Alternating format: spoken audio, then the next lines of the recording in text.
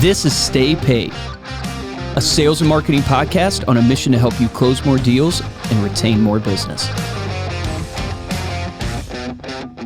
Welcome to another Silver Dollar episode of Stay Paid. My name is Joshua Stike. And I'm Luke Akery. And Luke, the real estate market is in the middle of going through a major shift. After years of high buyer demand and low interest rates, things are starting to slow down as buyers are being more cautious and sellers are left with expectations that are no longer realistic today. As some agents slow down their efforts and are playing a wait-and-see game, you can pull ahead of the pack by focusing on these 4 key areas that we're going to go over today. What do you do in a shift? Yeah. Because a shift is inevitable. Here's a key tactic. I've seen many of them over the years. For you is never say the market is good or bad. Just say the market is interesting. Interesting.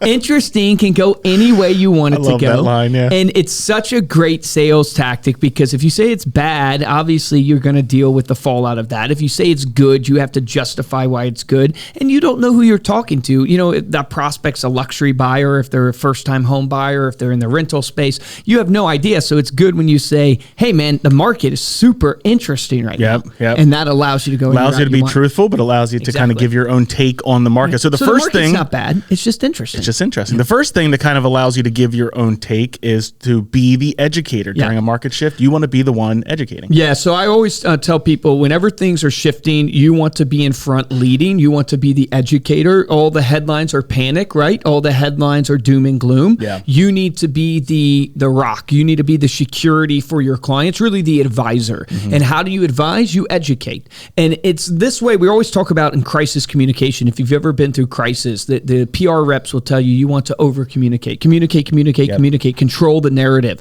Don't let anybody else control the narrative. Right now, your whole database, their narrative is being controlled by the headlines. Do not let your narrative be controlled by the headlines. Be the voice of reason to your clients. So how do you become the educator? Go to the data. Talk about what the data is saying, not what the headlines are saying. You can riff on what the headlines are saying, but you want to go to where the data is, and you have access to your data. You have access to your market data. You have access to data and to information that your clients can't get to. And if you've done your job correctly, you've probably built relationships with lenders. If you're in the real estate market, you've probably built relationships with insurance and with financial advisors, and you're able to pull together that knowledge base to really bring to your clients, hey, here's what's going on in the market, and here's what we're seeing in not only the macro market, but here's what we're seeing in our micro market in King of Prussia, Pennsylvania, and here's what I'm seeing of homes on the market versus where they're at, interest rates and what that means, a simple infographic of showing people what a payment is now based upon a 7% interest rate versus a 3% interest rate is being the educator. You literally are giving that information.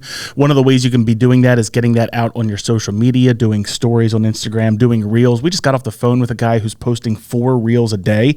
So if you think you're posting too many reels, you're not. Continue putting out that content, continue putting out that. And this guy is an educator, right? He helps people buy Airbnbs and short-term rentals, and he's trained 3,000 students through his course, and he gets them in through 4 reels a day. Absolutely. So the second thing we would recommend is to go back, focus on the fundamentals. Anytime things are going awry, shifting, going back and forth, go back to the fundamentals, right? When the game is going a little bit away from you, get back to the fundamentals of playing football. Get back to your run game. Exactly. Get back to your run game. Get back to the fundamentals. What are the fundamentals in real estate? And really, it transcends real estate. It's a relationship game.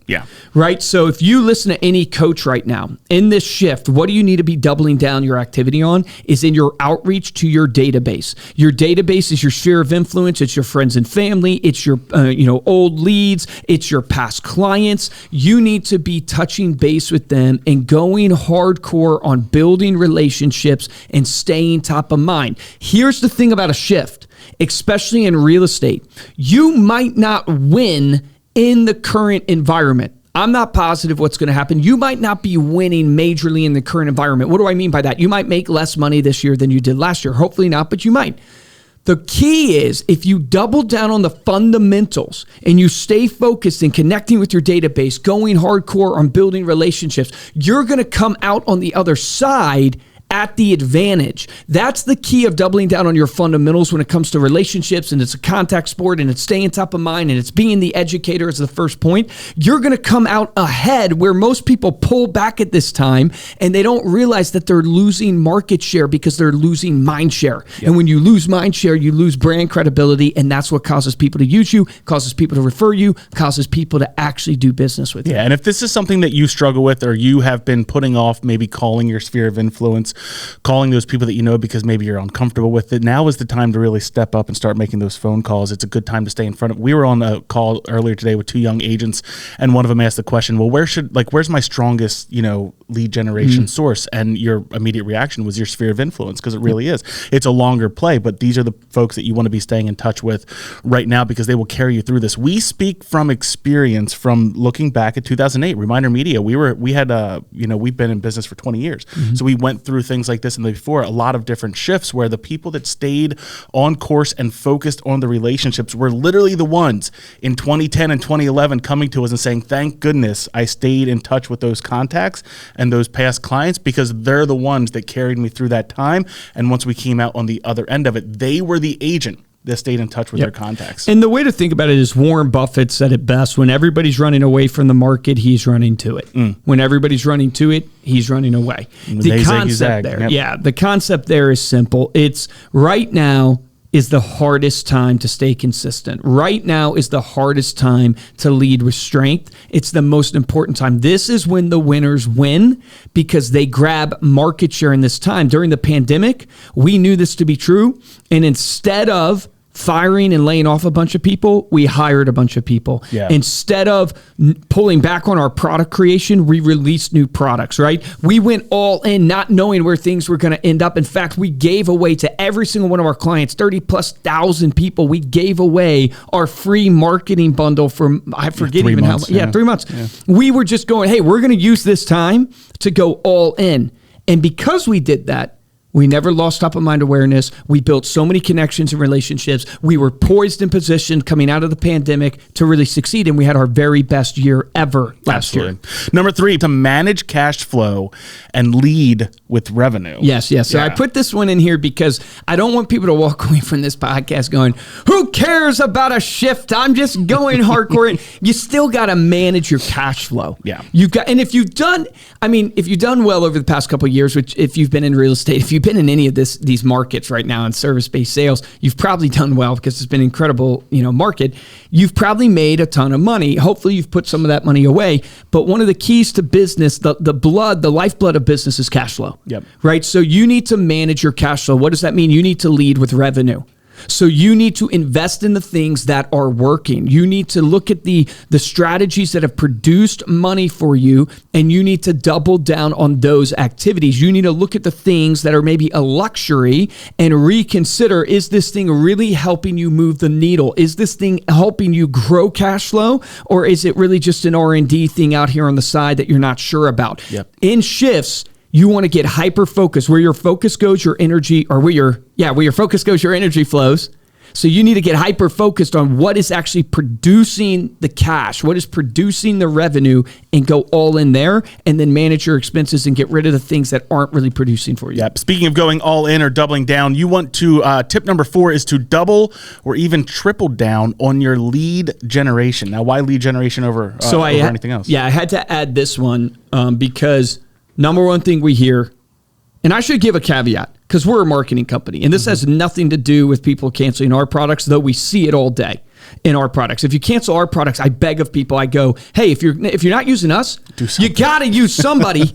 Like, it's okay if you don't use us, but if a restaurant takes down its open sign, right, and never advertises, why would it ever expect people to walk through the door and eat lunch there or eat dinner there? Yeah. If you are a real estate agent and you're not advertising your business, you could be the best in the world, but if no one knows you exist, you'll never get any business. Yeah. And in times of shift, in times of headlines being in panic, in times of adversity or people being scared, they pull back. Yeah. And that's the exact opposite of what you want to do on your lead gen. This is the time to double down. Yeah, and it goes along with this whole idea of managing your cash flow. If you're being smart with your business and you are coming out of some profitable years, invest now, because when this whole thing, we come on the other side of this, if you're having difficulties right now in your business, you want to have that pool of leads that are going to be ready, that know, like, and trust you, that are going to naturally be thinking of you when they need that real estate service. Exactly. I feel like I'm super fired up on this podcast. Hey, we're in a shift. Yep. There's no doubt about it. Things are shifting. Who knows what 2023 is ultimately going to bring?